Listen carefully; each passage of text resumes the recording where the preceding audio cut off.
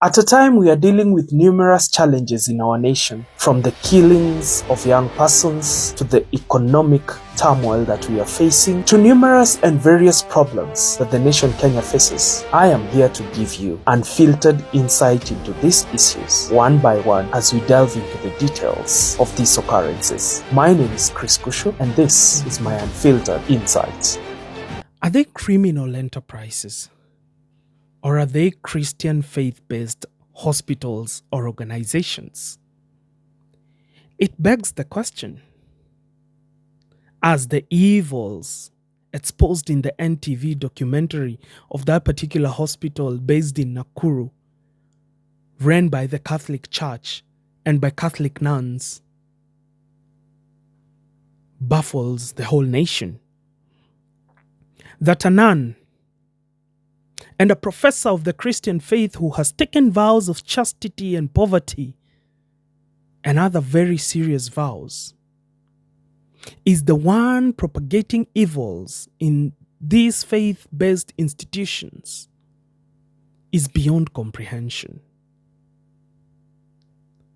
That an institution that is Christian faith-based, professing compassion, professing empathy for the communities they live in and the people at large and the persons they serve, can entertain a nun recorded denying patients food, hiding critical medication so that the patients can be taken to undergo a cesarean section in the theater while giving birth, in situations that it wouldn't have happened otherwise if the critical medication they needed they were given.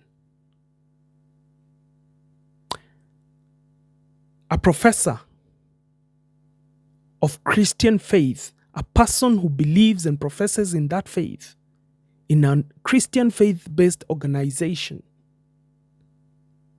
can deny anesthesia to a woman who has a birth canal tear and let her be stitched without anesthesia is beyond what we must allow in our society. The very definition of a Christian faith-based organization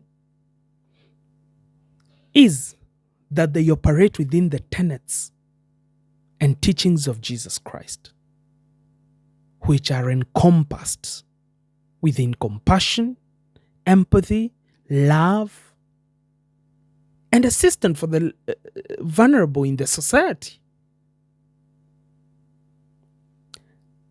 This particular sister, in the name of Sister Redemptor, whom I even doubt is a Christian, because a Christian is known by the actions they take, not by the words they utter, denied patients who were in critical condition referral to better institutions that could have tended to their situation better and saved their lives, leading to the loss of some of these lives, and even the children's lives who were being delivered at the hospital. She is recorded asking employees in the morning, what is your target today for admitting people to the theater? What is your target today for taking people to the laboratory? And it begs the questions, have these faith-based organizations turned into criminal enterprises? The complaints are now way too many. These Christian faith-based hospitals have become unaffordable to the community, yet they profess empathy. They get certain exemptions from the government in the name of they are like a charity organization. Fathers, sisters, persons who are high-ranking in the church order are fighting for the hospitals to make more money instead of fighting for the well-being of patients. The government must move with speed to investigate these cases.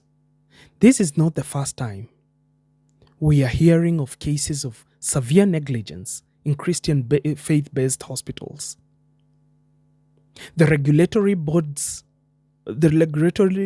that regulate medical staff and assign licenses must move with speed to revoke all licenses, especially that of Sister Redemptor, and revoke all licenses of any doctor or practitioner who is found to have been negligent in that particular hospital, and not just in that hospital.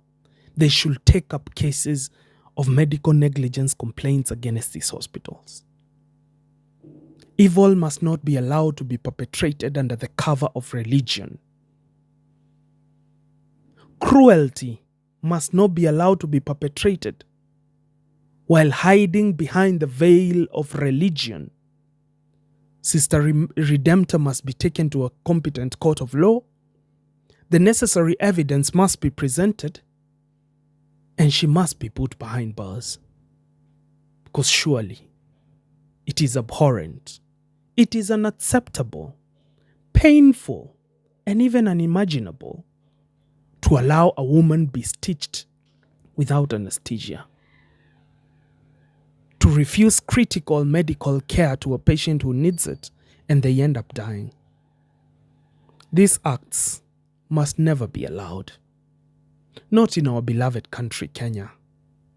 As if we allow this behavior to continue with them hiding behind the veil of religion, we will doom our country and our people. We will visit unimaginable pain to the citizens and Kenyans at large of this republic. This must not be allowed. This must be swiftly tackled. And the persons mentioned and seen to have been involved by that film must be put behind bars, because that's exactly where they belong. That is my unfiltered insight.